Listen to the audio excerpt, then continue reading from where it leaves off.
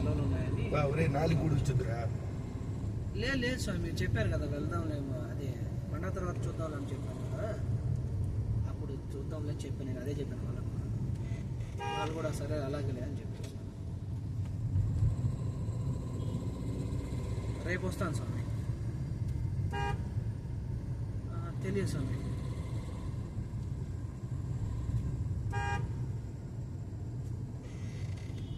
ఏ పేరు?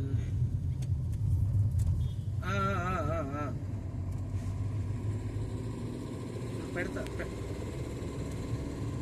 నేను చూసి పెడతా స్వామి. అల్లూరు రాజే కదా స్వామి మరి. సరే సార్, నేను పెడతాను.